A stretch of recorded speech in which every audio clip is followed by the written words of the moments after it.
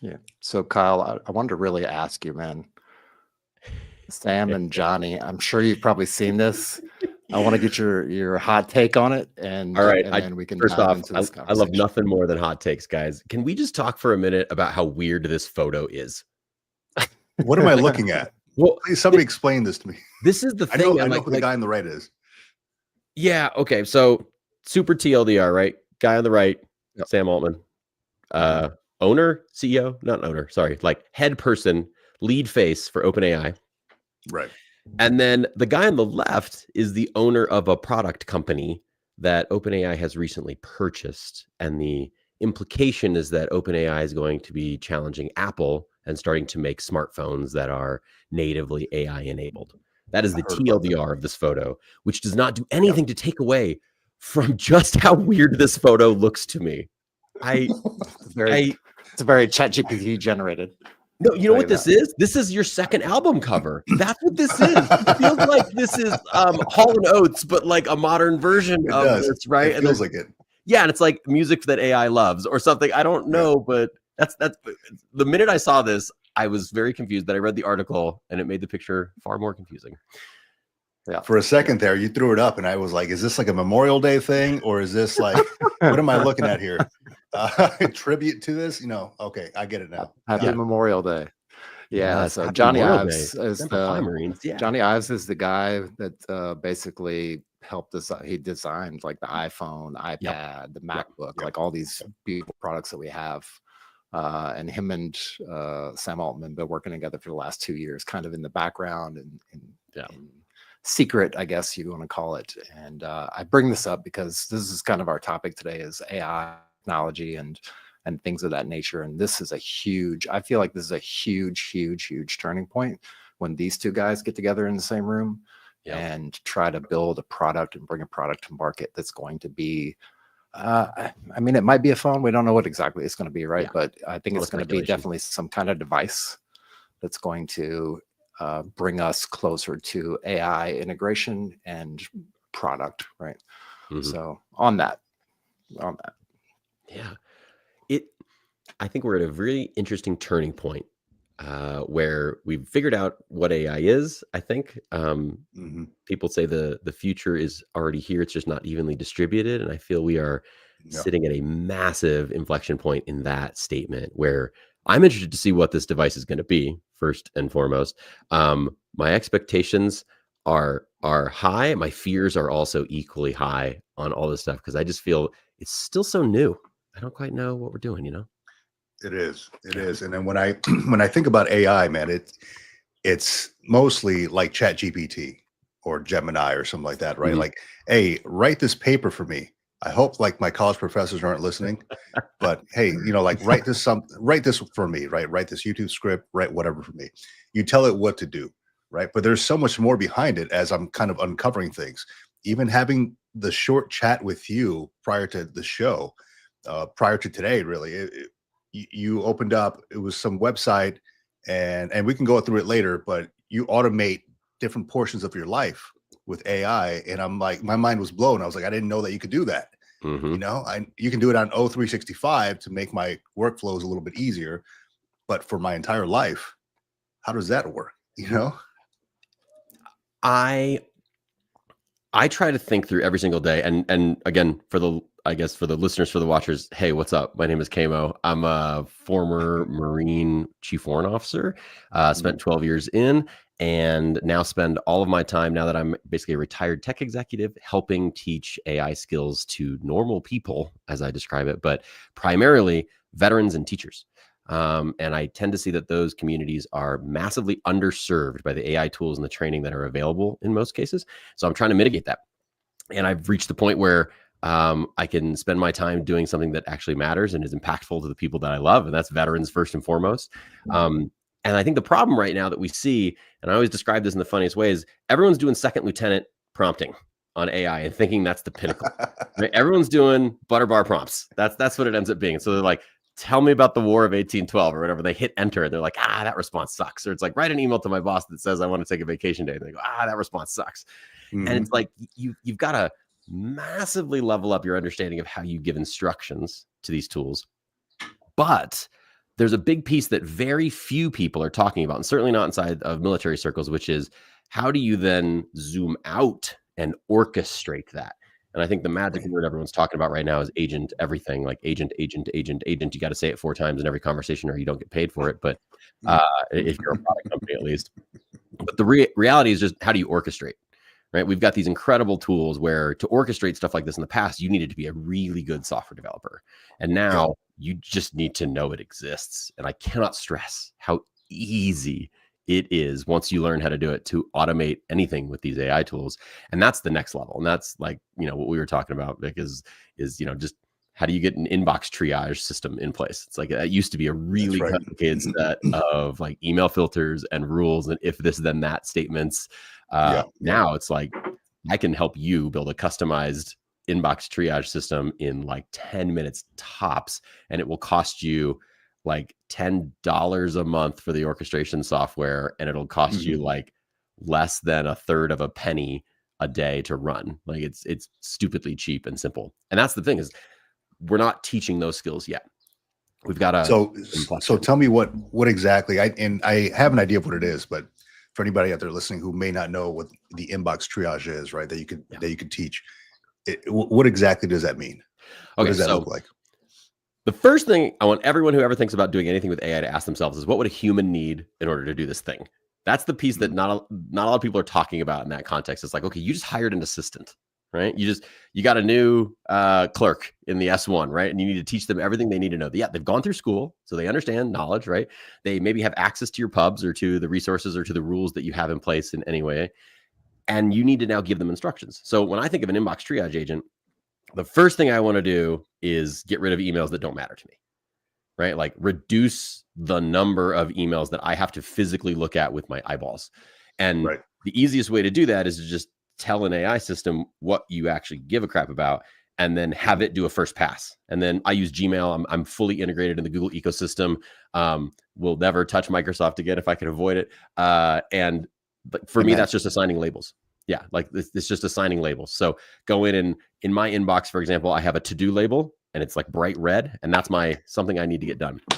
So I have an AI tool scan my email and go, is there any potential that I need to do something with this email? So, a calendar invite or a newsletter that pops into my inbox or some, generic message that I don't need to do anything with, it doesn't flag, but it will automatically instantly triage that. And then I have a whole series of other labels that I apply to things. So if I need to look and see someone signed up for my newsletter or, a calendar modification, I've got filters for each of those and labels that I can very easily just click on stuff. And then at the end of the week, I have it do a summary of all the emails that I got just in case I missed something. Wow. And all of that, I cannot stress, can be done in 10 minutes or less with a tool like make.com or Zapier or N8N, like these very simple tools that are out there, and 100 others, because I don't know, there's like 1,000 new AI tools every day that hit market. And thanks for coming to my email TED Talk, I guess. So I know, like when I was working in my old job, or I guess the job that I'm currently still in, right? There was not a lot of things set up. Right. There was like emergency protocols that weren't set up, earthquake protocols that weren't set up or anything like that. And I was given the task to, hey, we need this ASAP, because we did have kind of like a fire scare when all those fires are coming through Southern California. And they're like, hey, but we don't have any fire protocols.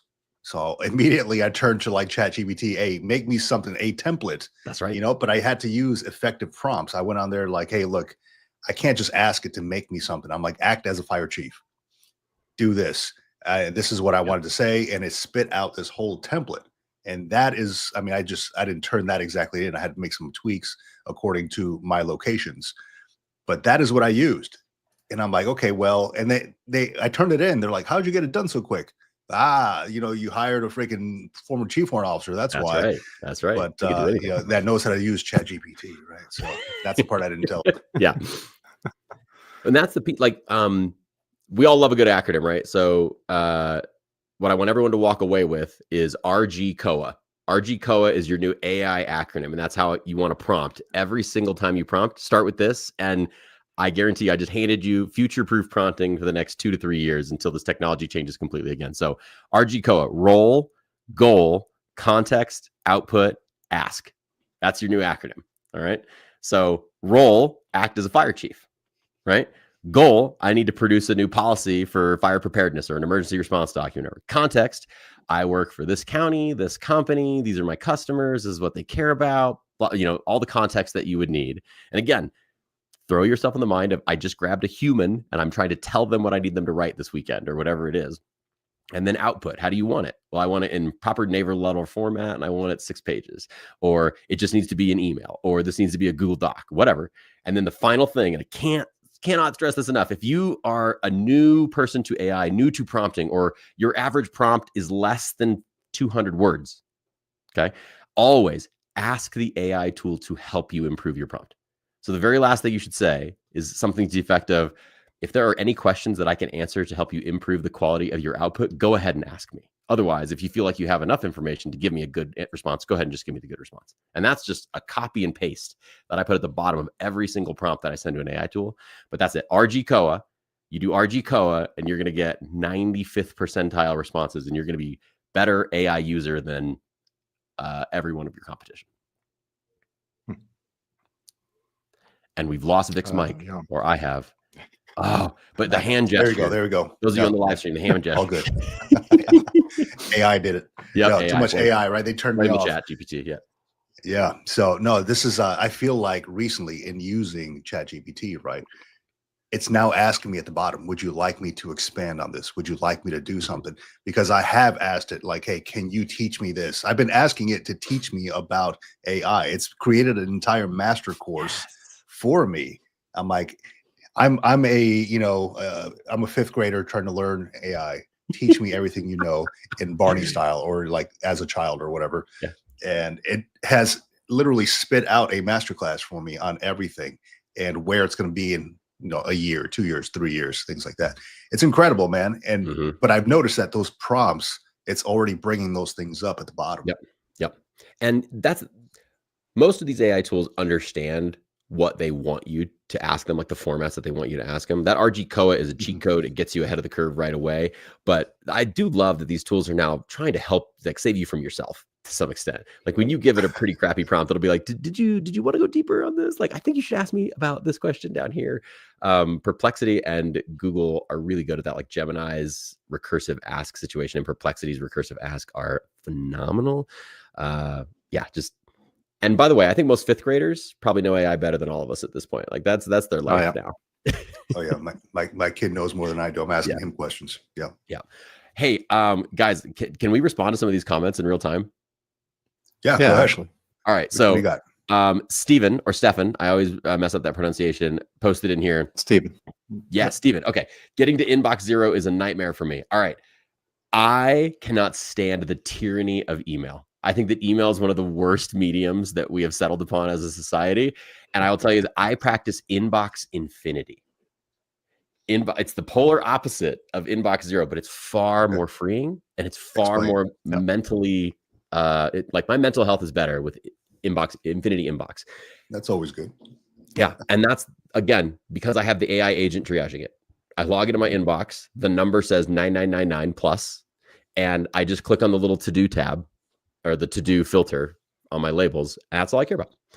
And that's my world. Because at the end of the day, if someone emails me and it's important, guess what? They'll find another way to get a hold of me. They will chat me, they will WhatsApp me, they will signal me, they will LinkedIn message me. Like, email is not a fan. Yeah, I've opened up new email inboxes just so I don't have to look at the 10,000 emails that I already have. I've done that, because you hit a limit at Gmail, under the bed kind of thing. Yeah, sweep it out, because you hit that limit. Right? I think that's right, 17 gigabytes or something for Gmail, unless you pay for more. And I'm not willing to pay for it, so I'm like, you know what? I'll just open up another email. That's it. Victor 1, Victor 2, Victor 3. I think I'm like Victor 8 right now. So. Yeah, just let it go, Vic. Like, just let it go, man. Just let it pile up. I'm trying to, man. The search feature will always work. You can search from people. You can search labels. We're gonna get that triage bot set up for you the next week. Yeah. I hope so, man. I hope so. So what?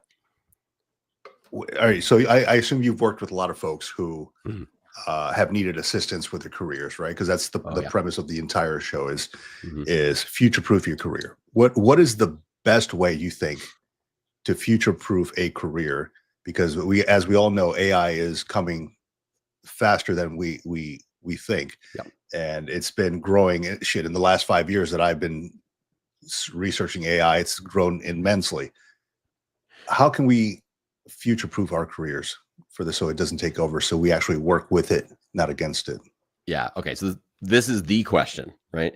And as we get into this, I'm going to zoom out for a quick second and answer the very obvious question, like, why should anybody listen to me? Because I just want to double tap on this for a quick second. So again, I was in the Marines for a long time. I was a cyber officer in the Marine Corps. So I built data centers in deserts and jungles and ships all over the world. And then before I got out, I was doing cyber network attack and defense packages at the nation state level.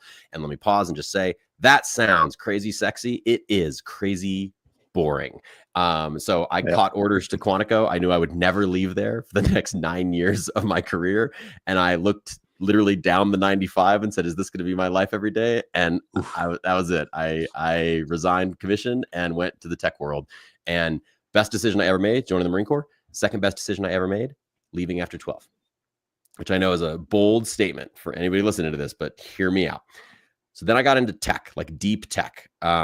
I went and ran global networking teams. I found cloud technology, fell in love. I was the director of IT for CrossFit headquarters. That's the last time I'll say the word CrossFit on this cast, unless you guys press me into it, because I don't want to get down that rabbit hole. And then I've worked for a bunch of different companies. I ran a couple consulting companies that I owned. I worked at Google for 2 years. I worked at the largest Google Cloud partner in the world for another 3 years. And then I worked at a Google Cloud startup for a year and a half. We exited last year and I'm retired from tech. And that's the story of what got me here. But it's just important to set that context, because I've mentored hundreds of people in tech, right? While, being a chief warrant officer in 8 years, I was the youngest person in my warrant officer class. I understand systems and how to help people work through those systems. That's my second superpower outside of just talking and sharing knowledge. And then since leaving the military, I've volunteered with tons of veterans groups. And so I volunteer with a great group here in Colorado called Salute Colorado that helps transitioning service members either after 4 years who are going into entrepreneurship or collegiate programs, or after 20 years who are retiring and getting out. And I teach the LinkedIn classes for them. I teach the AI classes for them. It's a great group. But I've had this conversation of how do military members who are transitioning out, how do they get future-proof? And for a number of years, because Vic, you just mentioned this, right? AI is changing everything. But off the top of your head, do you guys know when the first public version of Chat GPT launched? No idea. No idea. John? 2 years ago? No. 2.5 years ago? You're close. It was November of 2022. That's when the first version was publicly available. Okay. So someone who was in high school, their first year of high school, still hasn't graduated. Right? When that came out, someone's still on their first enlistment, right? A Navy SEAL just finished their training programs. That's how fast this has all happened. Yeah. So the very first answer to your question of what does it take to be future-proof is you have to be dedicated to learning. And you cannot say what I know is good enough. Yeah. And that is hard. Right? You got a 20 to 30 year military member who's retiring. It's probably been a while since they really struggled to learn something technical. Our jobs become administrative at that level of seniority, right? We're memorizing orders at that point. We are, upholding higher standards and policies and procedures. That is the life at that point, right? If you're a senior officer and you're a commander, yeah, you're learning because you're heading to new units all the time. I was just at a logistics command. Now I'm at a cyber command. Oh, that's different. Stuff has to happen, but there's this awkward middle where junior folks are learning all the time and senior most people, especially in the command levels, are learning all the time. And everyone in the middle is in a maintenance phase. And that's, again, that's how the system works. We've built it to work that way, but you've got to think a little different now. And especially with AI, we hear this all the time. AI is coming for everyone's jobs. I think that's total BS. AI is not coming for your job, but I can absolutely guarantee you a human who knows AI is 100% coming for everyone's job. And I mean everyone. They talk about doctors and plumbers will never be replaced. I don't believe that. I think a No, plumber I don't that knows a believe it lot either. about, yeah, I think a plumber that knows a lot about AI is going to be a way better plumber than a plumber that doesn't. All things being equal, right? That's kind of the double-edged sword of just spit it up. technology. Yeah. Go ahead. It's like the double-edged sword of technology. Like before, maybe that's kind of like what the kind of the gotcha moment in this whole thing is. It's like up until now, right? Up until maybe 5 years ago,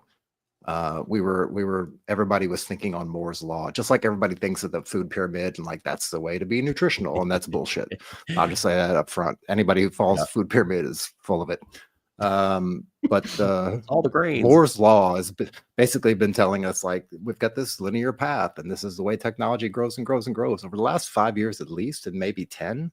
But I would say 5 for sure. Like it's been exponentially curving up, right? With technology. It's not just like, oh, we got some new microprocessors and we got some new chips and some new RAM and some stuff like that. And now it's slowly growing up. Like it's exponentially growing now. And to the point of AI coming into it, now you can double and triple even that, right?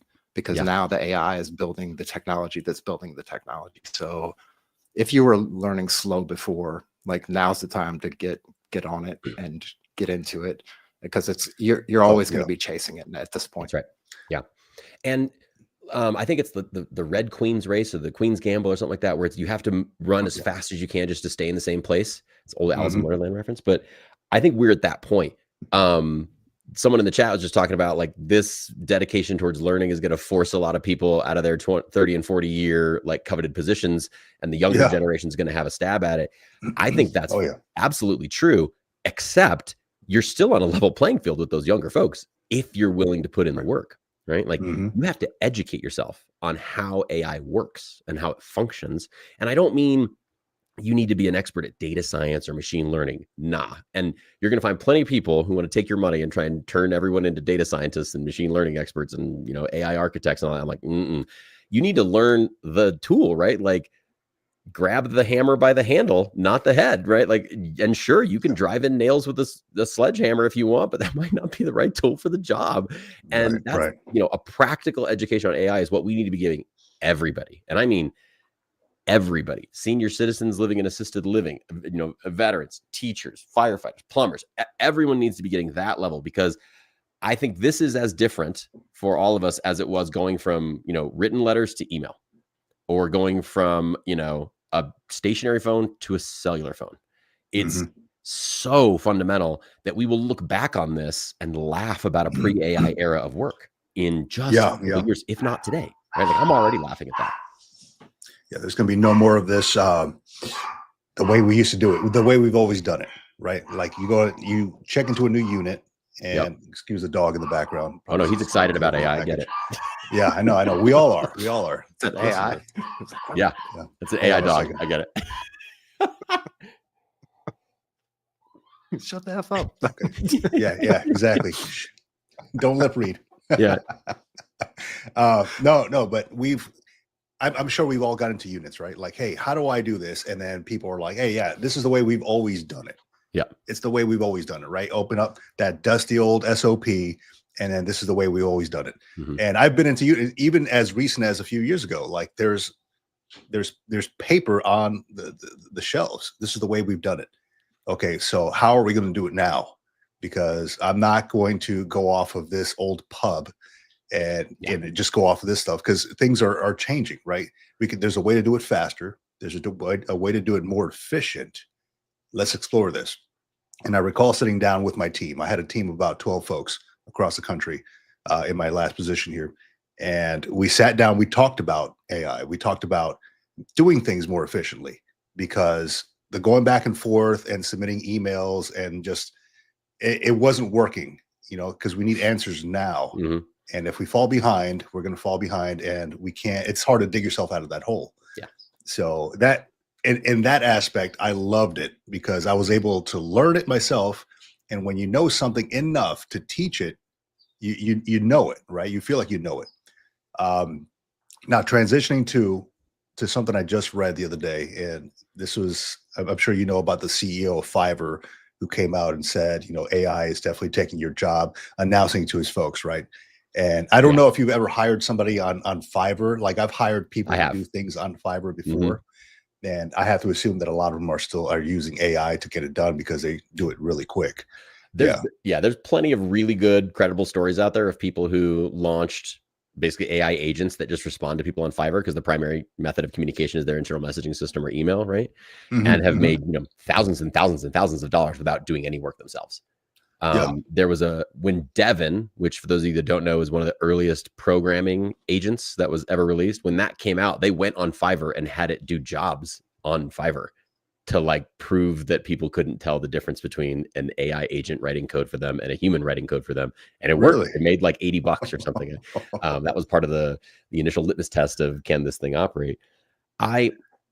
Number one, anytime a CEO is making a statement about the future, consider the source, consider the bias. I tend not to trust billionaires. And then the second piece of that puzzle, we go back to that statement.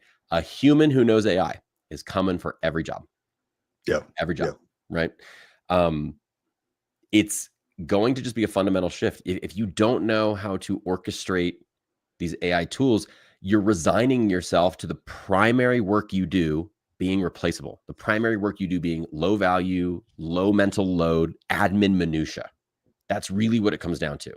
Like I do YouTube videos all the time. And one of the things that always shocks me is how much time I just spend on minutia. It doesn't add value to the video. You know, I'm editing, I'm figuring out what the post is going to be on LinkedIn. I'm figuring out what the copy and the hashtags are going to be on YouTube Shorts, like all this stuff where I am every day building and maturing the agents that take that work away from me and extrapolate that to any job.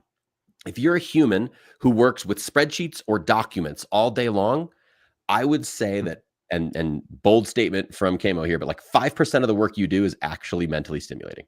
The rest is you moving data around or creating formulas or just reading the screens, right? If you're in finance or accounting or whatever, and your job involves a spreadsheet on the left of your screen and a spreadsheet on the right of your screen, your job is toast. You're done. Like your job is toast. That's it. Like, and it's the best way that I can describe it to people because I know so many folks are like, "What's your primary tool?" They're like spreadsheets. I'm like, "Okay, great. Yeah, you need to learn AI. You need to learn AI real bad, real quick. Real quick. Exactly." So I'm looking at your website here. So you got the AI training, right? So specifically AI for veterans. Yeah. What is the biggest thing you've encountered for veterans? What are they asking you the most? Ooh, good question. I've taught AI to a bunch of different groups at this point.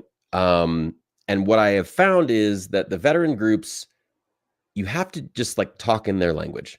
An average vet or someone who's transitioning after 20 years does not want to go to a AI class run by Google or something like that, right? Like they don't want to go sit in a room full of 20-year-olds and learn about AI or teenagers and learn about AI, right? Like they want to go to a place where coffee is still in the pot at 5 p.m. and you know, like someone will make fun of the Coast Guard. I don't know, you know, and that's a silly reference. I love the Coast Guard. My grandfather was a Coast Guard, but it's about getting to that same levels. And the reason that I put together this course specifically for vets, and spoiler alert, the course that I do for teachers, the course that I do for veterans, the course that I do for normal knowledge workers, 95% of those courses are the same, right? Like there's no super secret sauce to training veterans on AI outside of normal people who just want to learn AI, but the packaging is very different. And the practical examples that we do are very different. Because I've found that when you teach these things, there's only so much that a human brain can absorb about this new technology before you have to say, here's a keyboard, go do the thing now. And we sprinkle that throughout. But like I'll go do 60-minute talks to veterans groups or 90-minute talks to veterans groups. And at the end, we do practical exercises. And I go, okay, here's what we're going to do. We're going to write a Navy Marine Corps Achievement Medal citation. Right? Quick show of hands. Who's ever written one of these before? And, you know, 90% of the people raise their hand. I go, how long did it take you to write the citation? And they're always like, no, you know, 35 minutes, an hour. You know, some overachievers are like, I just spend all day Saturday, write 10 of them kind of thing, you know? And I go, yeah, dope. We're going to do that in 10 seconds. And their eyes get real big, you know? And I go, and it's going to be good. Not just passable. It's going to be really good. And with 2 documents, right? I grab the Navy War College has a like 50 NAM citations from Vietnam, all structured in one document as an example for their education programs. I just downloaded that PDF. And then I take the PES manual, right? Like the Navy Awards manual. And I just give that to AI, and I have a complicated prompt. It's like 1,000 words that says, here's what I want you to write. And then at the bottom, you just say, give me, Lance Corporal Schmuckatelli's name, the time period they were with the unit, what their unit is, and give me 3 or 4 things that they did good. And it will write it perfectly. And then we go, okay, great. What's the other most time-consuming administrative thing in your world? And most officers will say fit reps first and foremost, like without a doubt, right? Yes. Yes. The size of Vic's smile, and also the darkness that flooded his face when I just said the words. Let me tell you something. It was probably 4 or 5 months after I retired. Right? I was already working at my other job, and I got a text message. Hey, we got to do something with this guy's fit rep. I'm like, hey, dude, I'm out. Like, I retired. He's like, can you go back in? I still had access to MOL and all that. So I'm like, yeah, let me go back in there and change the stuff. Yeah.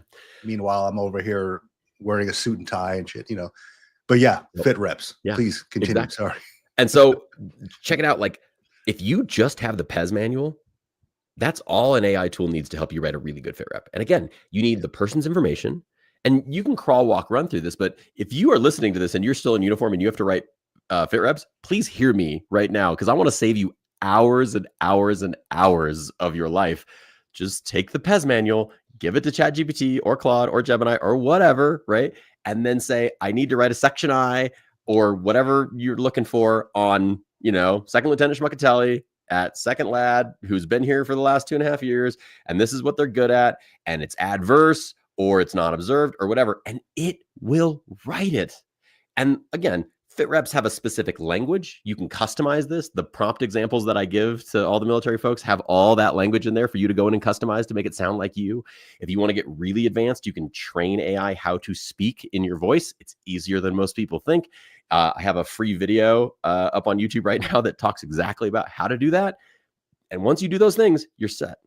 If you want to go even further, you can just take all the fit reps you've ever written before and give it to that AI tool as well and say, I need it to fit between, Captain Smith and Major Jones or whatever. And it's done. It will do exactly that. And it will take 30 seconds. That's it. And then you just edit as a human, right? Like, you still have to supervise. The S in BAMSIS always applies with AI tools. That's all you got to do. And the last example that I always do is I say, how many of you are commanding officers? A few people will raise their hand. I'll say, do you have an AI policy for your unit? They say no. I say, great. Here's a custom GPT that I made. Just put in the name of your unit, its primary mission, and who your higher headquarters is, and it will poop you out a 6-page AI policy for your unit like that. It takes about a minute. And naval letter format, appropriate headers, written from you in a professional voice, and it matches what the AI use cases need to be based on. I've trained it on the Navy's AI guidance, NAVMAC. I've trained it on the MARADMINs that have come out about AI, the USMC AI policy, and then Force Design 2030. And so I just gave all those documents to it, and it knows exactly where to reference. It knows exactly what to do, and it matches it to what your unit is. And again, if you're listening to this or watching this and you're like, oh, those sound amazing. Yo, dog, I'm just scratching the surface. Like, it's turtles all the way down. It's deep. It's so deep. And this is why I'm trying to be like, everybody needs this skill. If you're still in uniform, right? If you are, dedicated towards national defense or making the warfighter more lethal, you've got to do this. Because I think when I got out of the military, Vic, it was like 18-1, right? For every trigger puller, you got 18 support staff, I think is the ratio that I remember. We can reduce that, right? Like, we can absolutely reduce that. Or you're part of a training command, right? How many ops can you do a year? I don't know. Maybe it's 3. And why is that? Because it takes a ton of time to plan an op. Well, I promise we can reduce that. What's going to be the struggle now is the budget you have for fuel.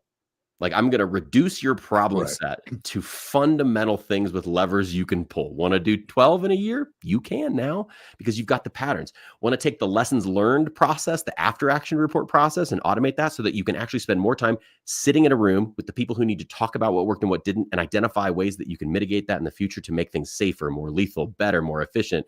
whatever your mark of KPI is going to be, we can do that. And you will have the AI sitting next to you in that room.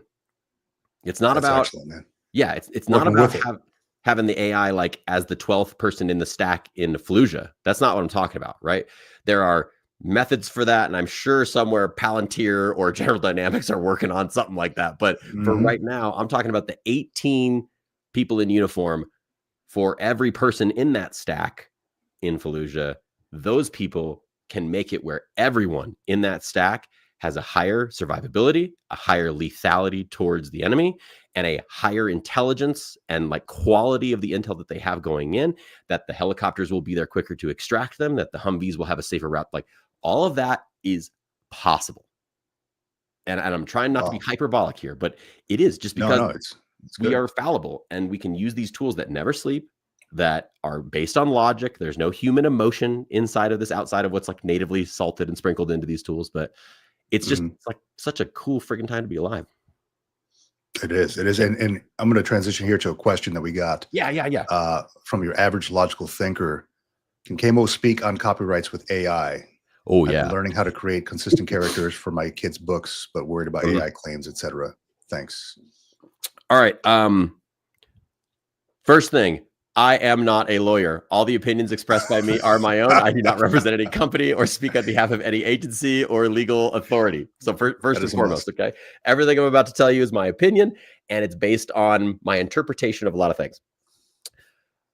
AI is moving far faster than any of our laws or legal systems can keep up, okay? Like, go watch any brief to Congress from anyone, right? It is painful at times to watch these things go down, right? And, you know, we all joke about there's the recordings out there of like, oh, well, what if Guam flips over and the internet's a series of tubes, and like, why is my Facebook the way that it, like, and that's humorous. Don't get me wrong, that's humorous, but it also is terrifyingly scary, because I know those folks, again, it's tough to learn, right? They've got 1,000 other distractions that are happening there.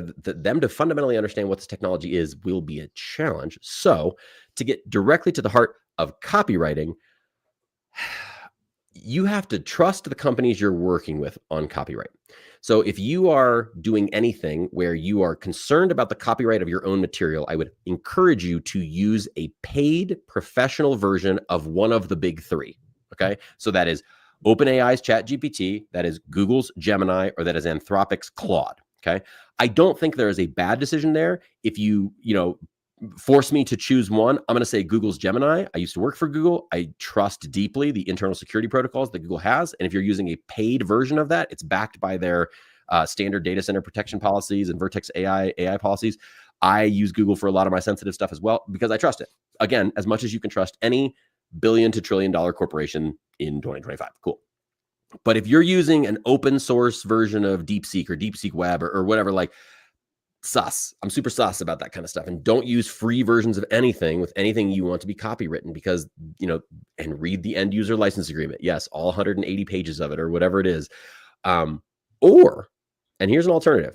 And you got to, be technically knowledgeable about this. You can run AI tools on your desktop computer or laptop computer. You absolutely can. LM Studio is a piece of software where you can install it on your computer. I run it on my completely entry-level Mac Mini, and I will throw queries at it and let it run overnight, because it's much slower than using Chat GPT and stuff like that.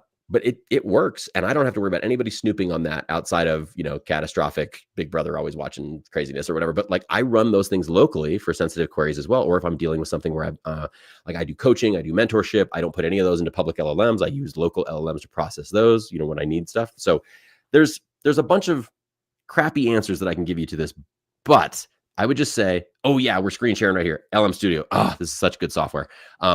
It will take you longer to download this software than it will to configure and get it up and running. It's so simple. It's just so simple and wonderful. And it works exactly as you would expect. Like the way that Chat GPT's interface looks, or Gemini's interface, or Claude's interface works is great too.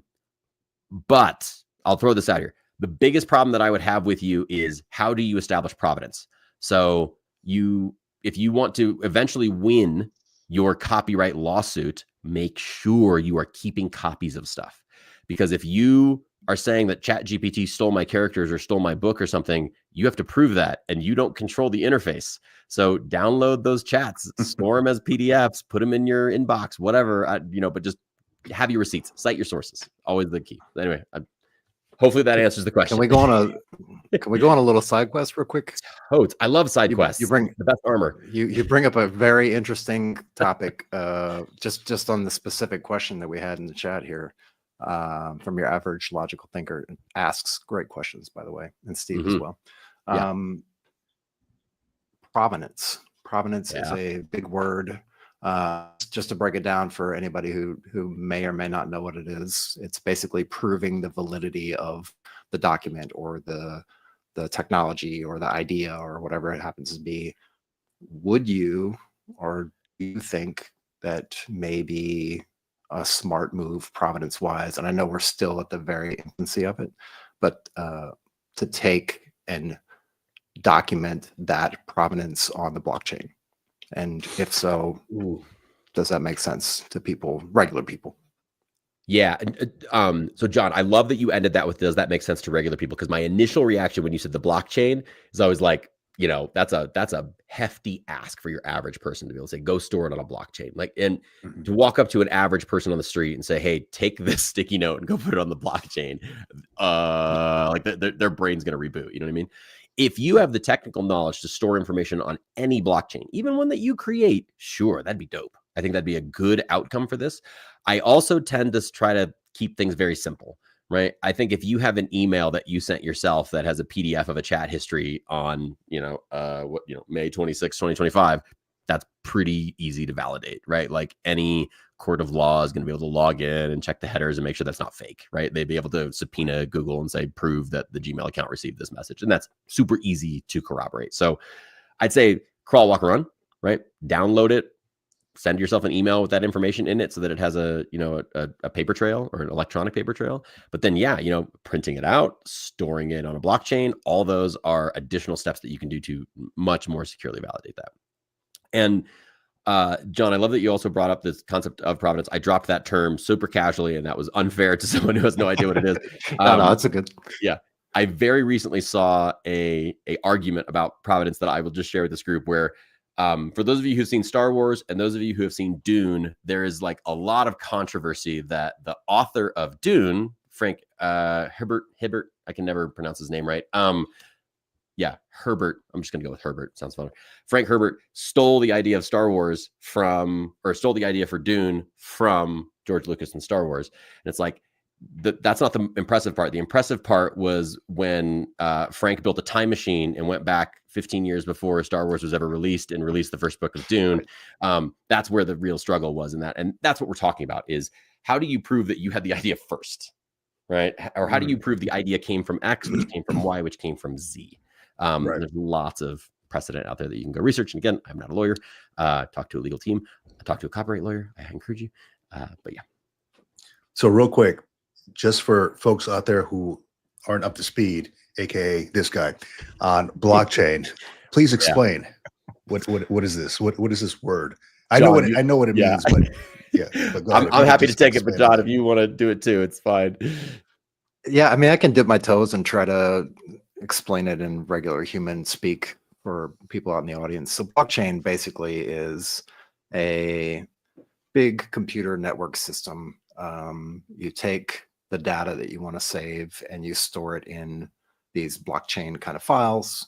And then what happens is, if you think of it as like a big database, but on the database, every single transaction that happens to that data, whether it's written to, whether it's edited, whether it's, and theoretically on the blockchain, you really can't edit anything. Once it's written to the blockchain, it's there forever. It's completely traceable back to, the IP address and like all that stuff. But the idea of chain is a good example, right? So deeds to property, right? Everybody in the whole entire United States has a deed to a property. Somebody does, whether it's the real estate company or whether it's the individual, right?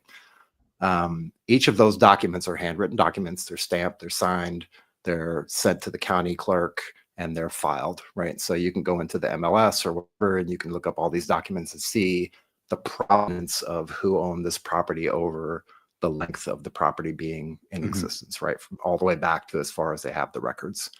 Hopefully they have the records all the way back to the beginning, but in a lot of cases they don't, because there's fires, there's natural disasters and things like that. The thing with the blockchain is, and because networks are so robust and so resilient nowadays, and everything's recorded 17 times over and over and over, not just on network devices and servers, but on the actual backbones of the networks as well. You've kind of got this breadcrumb trail that you can follow. The blockchain just adds a layer of integrity to that. And so if you think about it from deeds to property, you can take a piece of property, let's say, write it to the blockchain. Every time that property exchange hands, you've got a written, documented, like written in stone verification of who owned that property, because it's connected to usually a wallet or some kind of thing like that, and who then takes control of that property when the transaction happened. You know, was there any kind of exchange of digital currency involved or anything? Like, you can write all that stuff into that in the metadata. So if you think about like photos, you can open a photo and look at metadata, and you can see when the picture was taken, what kind of camera, what kind of lens, what was the aperture, blah, blah, blah. Same with the blockchain. You have that level of provenance, which is a very heavily used term in the art world, in places where they sell like cars and stuff like that, like all these different auction sites and stuff like that. That's where provenance really plays a part. And also like things like comic book world and baseball cards. And if you think of those kind of collectibles, anything of value, those kind of things. Yep. Yeah. I'll say, Vic, I'm going to go ahead and assume that the average age of our listener is military retirement age. And so remember when you were young and you went to the library and it had the like who checked out what when in the front of the book? Just imagine that like every library in the country has a copy of every book's library card. They all can tell if someone forged it. And then you have a wallet, like a physical wallet, that is what you use to pull the book out and hold on to it temporarily. That's like the if you want to just reduce it down. Yeah. But it's so technically difficult under the hood to understand how those things function. This is why like crypto exchanges are highly valuable and difficult to understand, and why most people don't quite understand how crypto works under the hood. I've tended to find that even people deeply in tech have a surface level knowledge of how the blockchain works. I count myself among them. Like, I've read some books, but I cannot go any deeper than John just went, and on the technical side. But and I appreciate it, guys, because any knowledge is good knowledge, right? Yeah. And I love it because I learn something new every time I come on the show, right? And I'm sure, and I'm always the one to raise my hand. Hey, I'm looking around the audience, I'm asking the question, and everybody's like, I'm glad that dude asked the question because I feel like a fucking dumbass. But so I'm glad I asked that, because I needed that. I needed that context of what it means. Yeah. I just pulled up something here on Chat GPT, right? And I asked it a question: what's the toughest thing for Chat GPT to do? Ooh. Right, and it came out. It just spit out like 10 different or 5 different things, right? Read them off. I want a live commentary on your question here. Let's do this. We should screen share this. Yeah. Put the screen up. Yeah. Let's do that. Let's do that here. For those of you not watching, you can find us on YouTube. Yeah. Find us on YouTube. It's good. We'll read this off. Okay. I'm so excited for this right now. All right. Let's see. What's the toughest thing for Chat GPT to do? And answer: admit it doesn't know something and not turn it into a 500-word essay about why. Okay. That's a funny thing, right? But understanding the real world in real time. Mm-hmm. And let me see. Number 2, having true emotions or lived experiences. Number 3, understanding sarcasm, humor, or context, especially when it's subtle. Number 4, keeping secrets forever. And number 5, making tough moral decisions. And that is where it ends. Okay. Yeah. Wow. Those last two are really interesting. Yeah. Like, this took it in a very like human way. Like, Vic, if you would have asked me what's the toughest thing for Chat GPT to do, I would have been like basic math, counting letters and words, like these very mathematical. And I think it knows like my questioning to it. So maybe it's just kind of taking that into it. Yeah. Okay. Can I give some feedback on this? Yeah. Go ahead, man. All right. Understanding the world in real time. I actually think the AI tools understand the world according to Reddit as a time capsule. Important to understand that because they're trained off the whole of the internet, right? So, which is very good and very bad in a variety of ways because it's pulling from forums and, you know, people who are not experts in their field giving advice on things. Understanding the world in real time, Grok has the ability, which is formerly Twitter, now X, now XAI. Their version of their large language model can query Twitter in real time or query X in real time. So it can understand some stuff that's happening in real time. That's the best one at that. Having true emotions or lived experiences, absolutely zero capability to do that, and don't expect that it will. However, you can ask it to elicit an emotion in its output, which I think is a underutilized skill to have. So write an email to my boss that requests next Friday off. I want my boss to feel comfortable and like calm, knowing that my work is taken care of. And it will choose words and language that elicit those emotional reactions in people. Create me an advertisement that I'm going to put on Facebook where people feel excited and feel time pressure to click the button and register or whatever. You can do that too. It'll choose those same, different words for different emotions. So I think that's like, it's good at manipulating emotion in the output. It's terrible at understanding what you actually want without you specifically telling it. Right. Yeah. Sarcasm, humor, and context, especially when it's subtle. Yeah, but humans do that too, right? We're pretty terrible at that when it's subtle. Keeping secrets forever. Yes, the internet is forever. What you send to Chat GPT is forever. Like don't don't give the internet your information unless you want it to eventually come right. Yeah. And tough moral decisions. Yeah, I agree with that too. But so I was reading somewhere that AI is using, or people are using AI as therapy now because it's almost like let's talk going back and forth with, instead of paying a therapist for it, right? It's going to walk you through different scenarios. It's going to give you different routes of how to, better your life, become happier. Maybe you're depressed. It's going to give you options of how to get out of that depressive mood.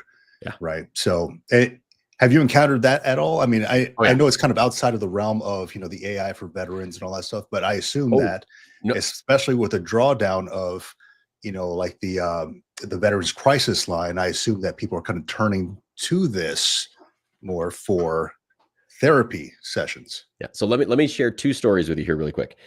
Yeah. 2 days ago. So this is the 24th of May, 2025. I logged in. I was firing up a new Chat GPT window to do some other work for a client. And there was a little pop-up that said, hey, would you like to take 10 minutes to participate in a survey? I was like, sure, I'll take 10 minutes to participate in a survey. I love doing those sorts of things. Like they give me no inherent value, but I just think they're clever. And I'm always interested in what questions they're going to ask me, especially with something like Chat GPT.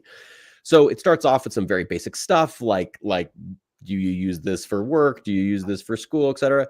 And then all of the questions, like I think it was 15 questions. The first 3 were very benign. And the remainder were all questions about how much I used Chat GPT for emotional support.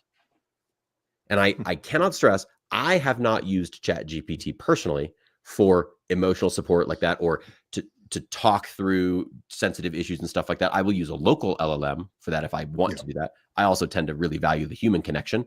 Anyone who's listening, if you please find mental health resources, especially through the VA, find yourself a counselor that you can talk to and someone who's great at this sort of stuff. But maybe you don't have access to that. Maybe you're in an area where you don't have that. I will tell you with absolute certainty that having access to an AI tool who can talk to you can help a lot. And I don't want to stigmatize that. And the fact that Chat GPT is sending surveys out to people asking how much they're using that means they're seeing it a lot. So go to Chat GPT and go to the voice configuration option if you are a paying member. So a $20 a month plan on Chat GPT gets you access to their voice interface. And their voice interface is really good. It's amazing. And it's really good. 11 Labs is the only other company I've seen with a better voice interface so far, but Chat GPT is great. I use it all the time. I'm in my car taking a 20-minute drive. I will have Chat GPT talk to me and teach me something, or I'll brainstorm with it or bounce ideas back and forth off of it. But it's very easy to create a custom GPT or to create a prompt that you can send into Chat GPT's voice mode that says, I'm having a really bad day and I just want to talk about it with somebody who will be supportive and validate my feelings. Click, and it will. I mean, it's that easy to do it. And I can absolutely see how it would be good. And let's go down the rabbit hole on this, right? We've all met military members who are uncomfortable talking to another person about their feelings. Well, would you be comfortable talking to an emotionless robot about your feelings, right? A robot that's not going to judge you, that has no ulterior motive, that is literally there because you're paying it $20 a month to have this voice interface. That might be the answer for some people to just start to work through that, as long as they realize that there's an off-ramp that has to happen at some point towards real human mental health services in some way. Otherwise, if you've seen the movie Her, we're all destined down that rabbit hole, right? It's a twisty, weird place. Or, we talk about elder care a lot, like something I care deeply about is, how we are dealing with the elderly in our society. It's like, okay, there's a gentleman who lives in my neighborhood. He's in his late 70s. His wife passed away a couple of years ago. And, there are so many scams out there designed to target people like him, right? He's had so many, online girlfriends that he sent money to, and he doesn't leave his house. It's tough. So we have this dad's group in our neighborhood. We like go get him, you know what I mean? Like, come over, you're hanging out with us tonight kind of thing. And we just try to spend some time with that dude. It gives him an excuse to shower. It gives him an excuse to comb his hair. We're trying to do that. And we've been talking about this as part of our dad's group. Like, do we get this guy a digital AI girlfriend or just an AI friend, someone he can talk to who will talk back, again, with no ulterior motive, to have someone for him to interact with? And again, this is getting down a rabbit hole of like morals, ethics, like all these different weird things. But just, I want to plant those bugs of this is possible now. And for mental health resources, I just want to encourage everybody listening to this cast, everybody who will watch it now in the future, please invest in yourself. Please invest in your mental health. Please know that it is a challenge. I have gone to therapy every week since I got back from Afghanistan. And I think that it is single-handedly responsible for me being here today, for me being in a mental space that I am today. And I cannot encourage it enough for anybody. Like, there are people out there who will help and can help. And worst case scenario, you can always talk to a robot. I know. That's right. Yeah. I was, this brought it up because you just Google this stuff and it comes up, right? We spoke to people who started using Chat GPT as their therapist. And, I highlight several folks on here who, I'm not going to read the whole thing, but you can, anybody can go on there and just look at this. Because it just like that movie, Her, right? That you mentioned. I think that was the Joaquin Phoenix movie. So he's talking to this AI, like a Siri type of thing, and it becomes like his girlfriend, right? And that I've been reading stuff like that, like people actually use that for that purpose, right? Somebody who encourages them, like a girlfriend, encouraging girlfriend, wife, etc. Right? And there's really no limit to this stuff. It's going to keep growing. I'm curious to see where it's going to be in 5 years, man. It's going to be crazy. And we're at the point now where once a year, I travel with a friend of mine who's also a super nerd, former sergeant in the Marine Corps, one of my best buddies of all time. We lived together in a shipping container for a year in Iraq. That's how close we are. We've stayed friends ever since. And we go do something super nerdy for a weekend, which is a silly thing to say. But what we did this year, which is just a couple weeks ago, is we investigated voice cloning and deepfake video technology and to see how difficult is it. And we went into this with the guise of how easy is it to dupe our parents? That's really what it came down to, right?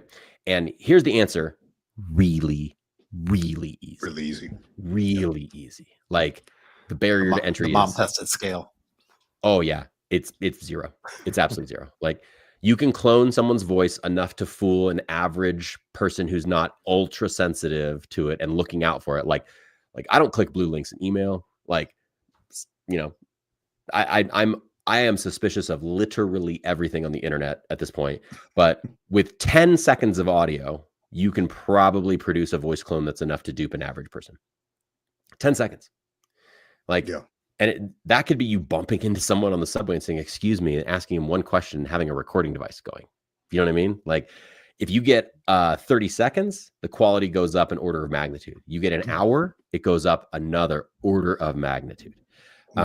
And then the video cloning technology, we were able to grab a couple digital pictures of my face because, I'm out there on the internet, and we did all this with public information, and we're able to take my face, my hairline, my chin, and in real time, put it on my buddy's face sitting across from me on his webcam. So that I was talking to me. Realistic facial expressions. This is all using a like Python library on a laptop. This is not a supercomputer. This is not 10 GPUs chained together or something like that. This is like available. So when we think about this, like you're going to be able to clone anybody, anyone you want, right? Yeah, it's scary, man. Yeah, it really you is. Find a therapist you want to talk to, or you decide I want Matthew McConaughey to be my therapist. You could do it. Yeah, All right. That's right. What are we talking about today, Schlick? I mean, just you do what you want, but it's these things get silly, but it's a wild world and it's changing fast, and that's why coming back to it, Vic, the question you asked, what does everyone need to do? Get yourself some training. Right. And I'm selfish in this because that's what I'm doing these days, is trying to train as many people as possible. I want to see as many people be the humans with AI that replace themselves. I want to see as many veterans succeed in the outside world. And that's all I do. So I know we're coming up on time, and I'll do the last shameless plug here, which is check out withkmo.com/vetai.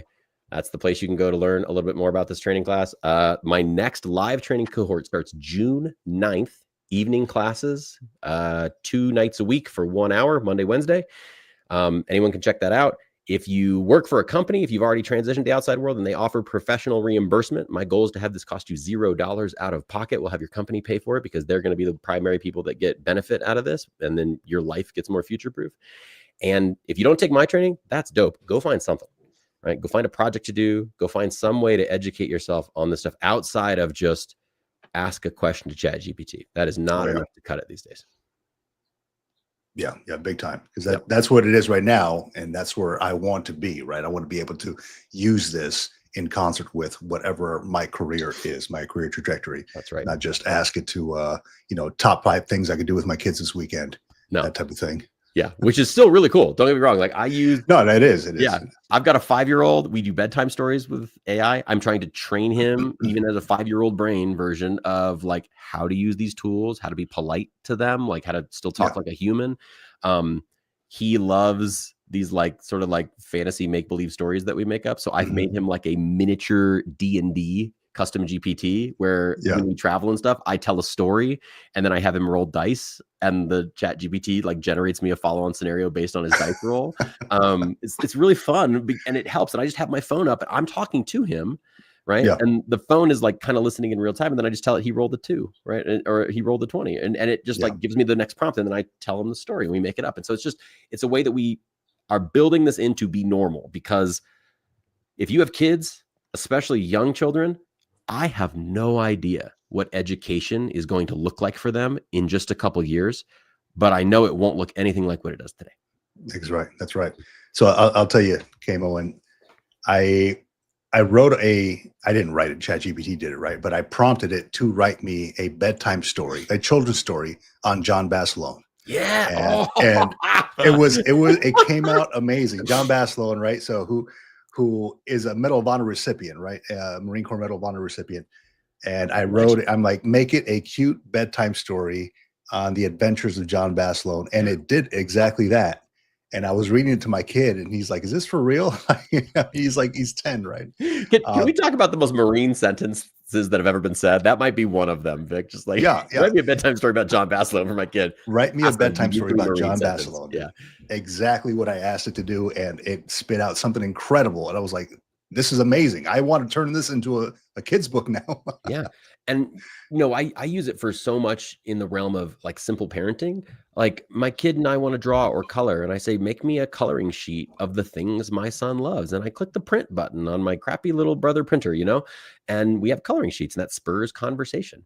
I will use it to help figure out games with little things that we have around the house, right? Or, hey, I'm going to this new city. We're about to take an international trip here in just a few days. And we had AI help us figure out places internationally that we could take our son that would be engaging for him, right? And yes, you can do all that stuff manually, but it's just so much faster and it's so much more efficient to cut to the stuff that actually matters. You're not distracted by a lot of the chaff by using things like deep research and AI tools to help you investigate that stuff. But I tell everyone, you're going to use this in work a lot, but you're also going to use it in life a lot. Like meal prep, workout planning, prioritization of your task list. I cannot tell you how many times I have used AI to help me with projects around the house by taking a picture and saying, I need to replace this thing. Can you walk me through all the steps that would be necessary? Am I needing any special tools? Like, I've become a pretty kick-ass handyman thanks to AI and Google Gemini because of their video and picture modes. And that's the stuff where I see the biggest quality of life improvements for me in that sort of stuff. Vic, we lost your audio. You're on mute. Yeah. There we go. On mute, brother. Okay. There we go. Okay. The machines are shutting me off. No, I just did that too with my backyard. You know, I took a picture of it, create me a landscape, new landscaping, act as a landscape designer. Yep. And it built me a fire pit. You know, I'm over there. After I saw that picture, I picked up a rental tiller from Home Depot, and I'm like, hey, time to get started on this. Mm-hmm. Yeah, we got a bunch of wildflowers from a local company here, and I did the same exact thing. I said, here's how many plants I have of each type. Here's a satellite picture. I just screenshotted Google Earth or Google Maps, right, of my backyard, and I drew a little like red line around where I wanted it. And I said, give me the ideal layout for these plants. And it was just like, bloop, bloop, bloop, bloop, bloop, bloop. And I was like, cool, went and dug the holes. You know, like, excellent. I don't know how long that would have taken me pre-AI, but it would have been much, much, much longer than the 35 seconds it took AI to come back with an image for me. Yeah, good stuff. Too long, man. Crazy time to be alive, gents. Crazy time to be alive. It is, man. It's some of the best times too. Some of the best. Agree. So yeah, hey, Kamo, man, I appreciate your time, dude. It was awesome to have you on. I definitely want to have you on again in the near future to talk more about this, because I mean, we're still getting comments on this stuff. People really want to know. Absolutely. We even got one right here. I recently paid a guy $300 for advertising prompts for my TikTok, and I'm pretty sure he used AI. Oh, okay. Yeah. Your average logical thinker. I'm not pretty sure he used AI. I guarantee you it is absolute metaphysical certainty that person used AI, and you paid $300 for that person to create the custom GPT that is just producing that at scale. He probably has an automation built for it that he's not even involved in the process anymore. It's just a money printing machine. There is a phenomenal economy happening right now of massively producing ads that just produce these like commerce chains of buying things that are created by AI to feed you so that you can, you know, it's turtles all the way down, like let's say. But guaranteed, if you paid $300 for advertising prompts, 100% those were produced by an AI tool. Yeah. It's just going to keep growing from there, man. It is. And be suspicious. Like, you got to start thinking, is this AI? On everything, on audio, on images, on all the text that you read anywhere, and start figuring out how you can detect those things. And then if you don't want to be detected, find out more information about how to train AI to talk like you. I've got a whole 30 days of practical AI YouTube series that's out right now. I think we're on day 12, launched this morning, and every day for the next 18 days, I got a new video coming out on how to do something with AI. Check that stuff out too. So this is the finger. It says, I saw this online. I was like, I got to check this out. Criminals are starting to wear this prosthetic finger for surveillance footage to say it's AI, right? Instead of an actual photo. So 6 fingers versus 5. Yep. I love this concept because this, so Vic, I've been in the cybersecurity world for a long time. And one of the things we always say about cybersecurity is like, you can do computers, you can do IT, but cybersecurity is really the only field in technology that is player versus player all day, every day. Like, if you come out with a new patch or you find a 0-day, someone's got to then, you know, it's chess. It's 4D chess at a massive scale every single day. It's player versus player. I feel that like legal legislation, lawmaking, you know, punitive law, criminal law, and AI, it's entering that realm now where such power at the fingertips of everybody. Most people are going to use it for good. Some people are going to use it for evil, right? Or for not good. And we're going to start seeing this game. I am so entertained and terrified by the concept of like, I'm just going to wear a couple extra fingers and then I can go, no, there it is. That image right there is AI. Sorry. Like, I don't have fingers, you know, and isn't that crazy? And someone who's not very educated on this stuff might go, oh, seed of doubt planted, right? As opposed to saying, what's the provenance of that video? John, is it on the blockchain? From when, right? Like, so many things. And then how do we validate that it was taken correctly, right? Digital watermarking is going to become a new set of technology that we are all going to need to get very proficient at. Ooh, comment from Steven. I love this comment. All right, so top AIs to work with since there are so many now. All right. How much time do we have? Can we go over on this? All the time you want, brother. All the time you want. All right. Day off, dude. All right. I'm about to give AI advice, and it's important for me to preface this by saying it is May 26th, 2025. This may be outdated tomorrow, but as we sit today, here's what I want to tell you. The best money that you can spend on any AI tool is to buy a Google Workspace account for you, a business Google Workspace account. It will cost you about, and they change their prices all the time, but somewhere between $25 and $30 a month for this account. It comes with an email account. It comes with access to all of Google Docs, Google Sheets, Google Slides, all the productivity stuff. So the Microsoft Office equivalent on Google, which I think is better, but I'm biased. And it comes with access to their advanced AI models, which is Gemini Pro. Okay. It also comes with access to Google's entire suite of AI tools, which includes Notebook LM, which allows you to make like podcasts of articles with realistic human voices. Done one. Yeah, it's so good. Notebook LM is a phenomenal tool, like approachable for an average person to use. Notebook LM may be the primary thing that I recommend people use. It also gets you access to AI Studio, which allows you to use any of Google's models, but allows you to do screen recordings where AI will help you troubleshoot stuff on your screen in real time. It allows you to control all the bells and whistles of those AI tools, generate images, do things at scale, so many things for like 20 to 30 bucks a month. I think that's the best use of money. If I had to pick one and recommend one, yeah. So Business Plus, I think on the screen that we're showing right now, $22 a month is what it says. It's like, that's a steal. It's such a steal. Then I'm going to stack rank. Okay. Then Chat GPT's Pro account, which is $20 a month, I think is the next one that I would recommend for people because it has access to that really incredible voice mode that I think is unmatched right now in the large language models. I also think that Chat GPT's deep research is my current favorite deep research. This changes a lot as new models come out and stuff. And Gemini's deep research, which is again the Google AI tool, is called Gemini. That one is also really good. But like, okay, so first place, Google. Woohoo, way to go, Google. Second place, Chat GPT, $20 account. Chat GPT does have, or an OpenAI does have a $200 a month account, and Google has a $150 a month account. I don't think you need those unless you are very, very specialized in what you're doing and you know why. Third on my list would be Anthropic Claude. If you work with large documents all day long, like you need to produce like thousands of word responses at a time, you need to do advanced coding. Like I think that Anthropic's Claude is really good. Claude 4 came out this week and it's really good. And this is why, again, this advice gets out of date very quickly. And then if you want to do deep research for free, a free account on Perplexity AI is really good for doing deep research. A pro account lets you do a lot of deep research on that. And each of those is about 20 bucks a month. Okay. So if you have access to any of them though, you're good.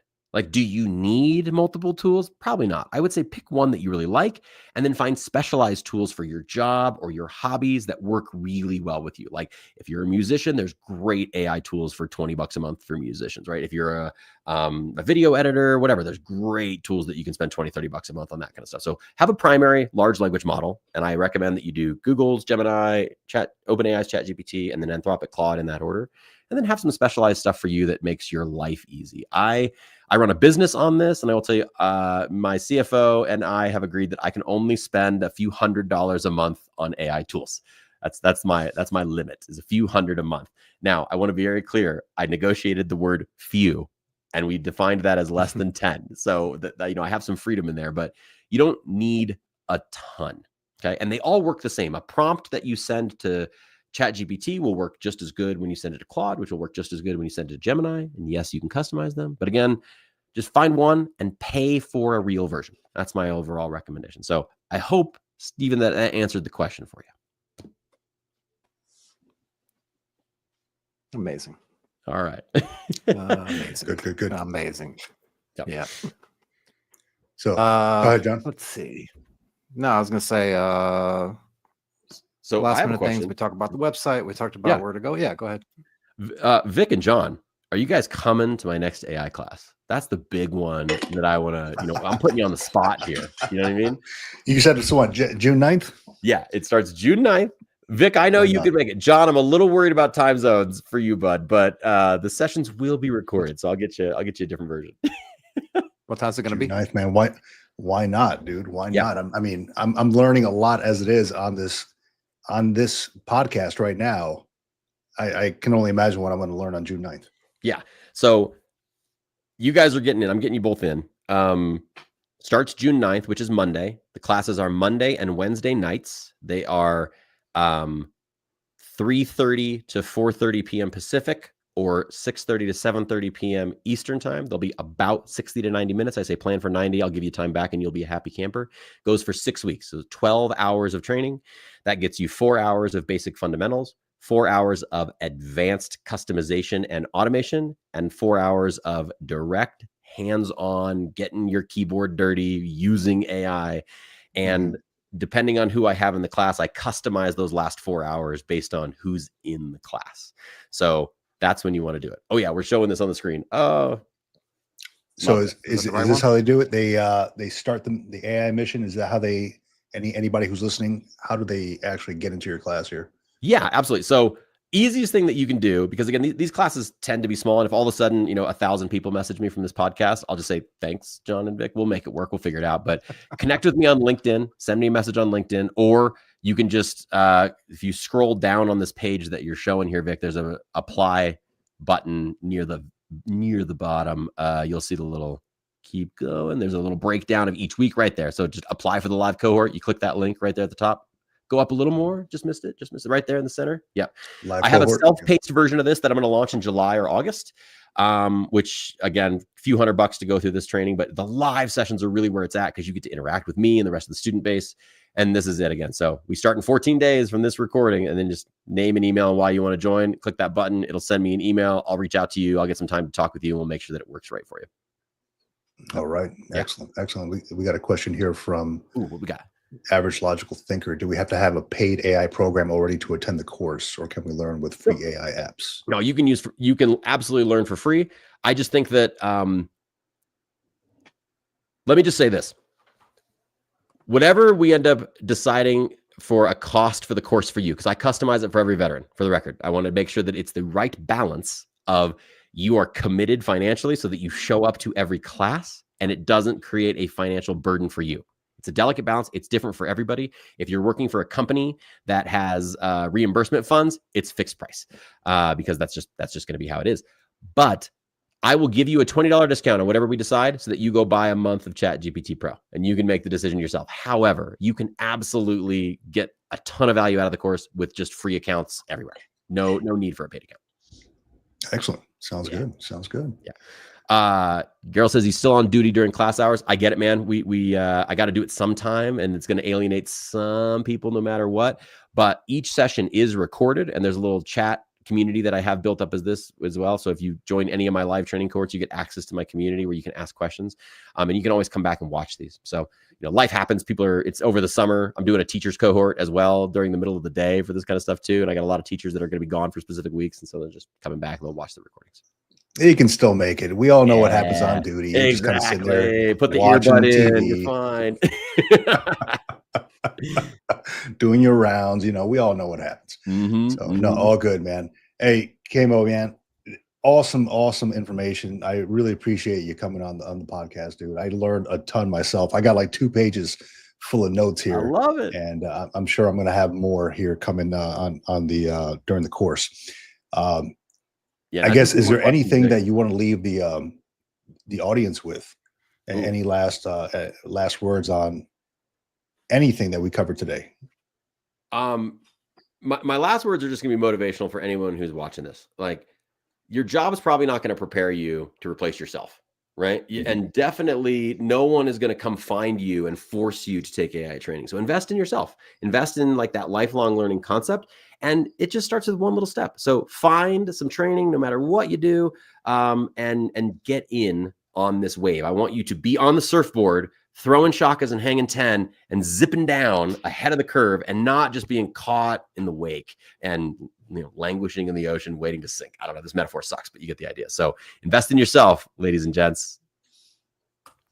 Awesome. And I'm going to share your LinkedIn link here. Oh, somebody already beat me to it. Okay. Perfect. Yeah. And if you just put KMO, if you just search for KMO in LinkedIn, I don't know how this is true, but like I'm one of the top ones that pops up. KMO is an acronym that is underutilized evidently. So I managed to be born with a good enough first and last name combination that it's somewhat unique. So you just look KMO. Knowledge Management Officer. I just did it. Yeah. First one that shows up. Hey, love this. All right. Awesome, man. Well, we really appreciate you. Yeah, thanks for having me on. It's been super fun. And if anyone has questions later on, I'll come back anytime you want, Vic, and we can talk through all this stuff. And me and John can nerd out in depth. Excellent, man. For sure. Excellent. All right. Thanks a lot, man. Cheers, guys. Yep. Thanks, man. Dude, I think my brain is bleeding, but in a good way. Oh, man.